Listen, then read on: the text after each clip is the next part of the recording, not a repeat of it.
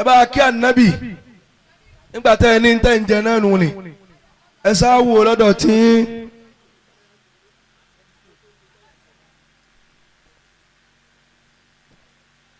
أقبل على أعطابه متأدبا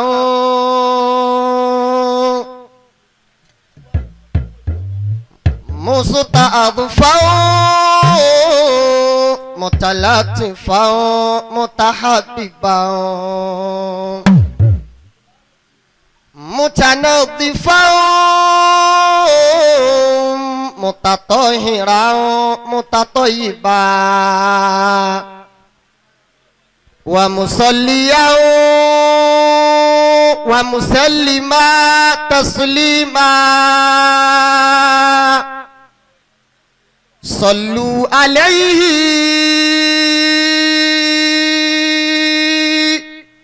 وسلموا تسليما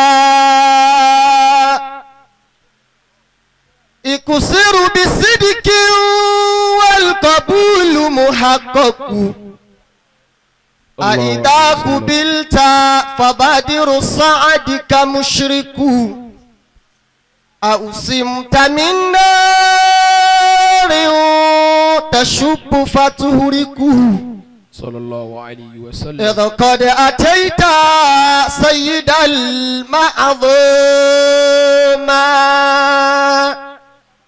صلوا عليه وسلموا تسليما هو سيد الرسل الكرام الأكرم أرقاهم رطبا وأعلى أعلم عليه في المكرمات مقدم والله أولى والله أولى ذلك تكريما صلوا عليه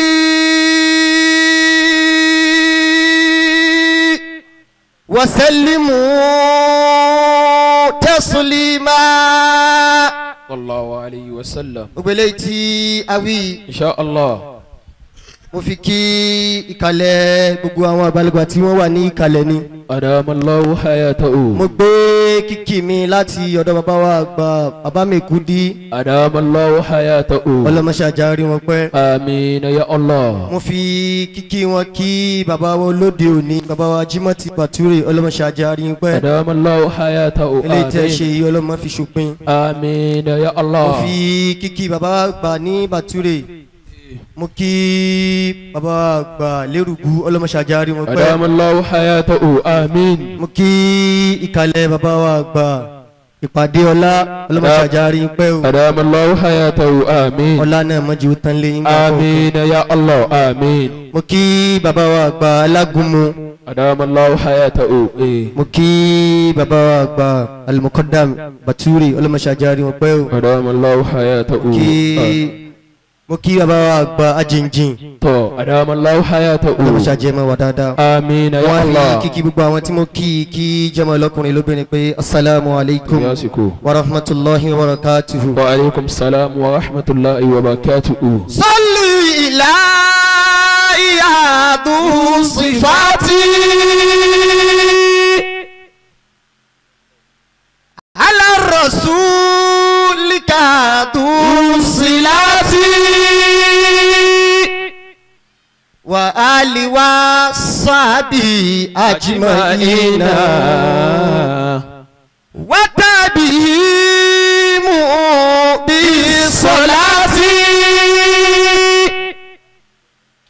muhammadun lil wara kitidau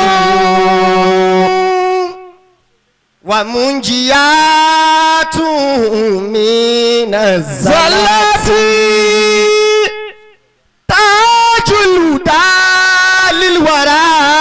جميعا صلى عليه يا ذا الهدى نبي داعي إلى سبيل دين صراطك به تقاتي بسر لها لناظرين وفضله أمه بالهضات قد حظ فضله ونهل مجده ما مثله فيه بالتقاتي وهو يفوقه خلقا وخلقا علما وعلما في المحكمات ولد النبيون المصطفى صلى الله عليه وسلم ولد النبيون المجتبى صلى الله عليه وسلم ولد النبيون المرتضى صلى الله عليه وسلم ما خطون في ستر الكيفيات gbogbo àwọn alájọ dọdọ anabi pé Allahumma salli ala sayyidina Muhammad wa ya rabbi salli ala sayyidina Muhammad. Allahumma salli ala sayyidina Muhammad wa ya rabbi salli ala sayyidina Muhammad. صلي على سيدنا محمد يا ربي صلي على سيدنا محمد صلي على سيدنا الإحسان صلي على محمد عظيم الشان الطاهر المبارك صلى عليه الله وزالت الأسرار صلى عليه الله وطلع النهار صلى عليه الله طلعت الأنوار صلى عليه الله نودى محمد. اللهم صل على سيدنا محمد ويا ربي صل على سيدنا محمد صلى عليه الله بسائر الأوقات صلى عليه الله بعدد النبات صلى عليه الله إمام الكائنات وشافع العباد يوم الجزاء محمد.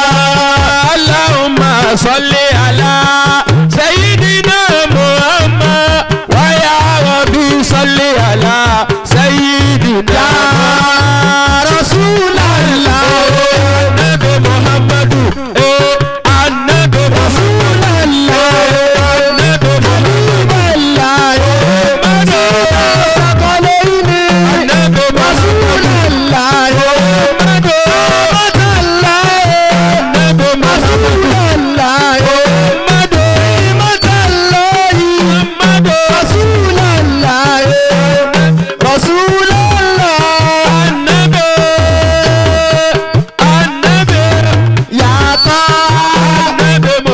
صل على محمد وعلى آله الأخيار وسلم تسليما كثيرا كثيرا. irú Mùsítọ́fà ò lè wáyé mọ́. irú Mùsítọ́fà ò lè wáyé mọ́. irú Mùsítọ́fà ò lè wáyé mọ́. ò lè wáyé mọ́. ò lè wáyé mọ́. wáyé mọ́. ò lè wáyé mọ́. Mùsítọ́fà ò lè wáyé mọ́. sábà méjèèjì Muhammad ló bọ̀ irú Mùsítọ́fà ò lè wáyé mọ́. ilé méjèèjì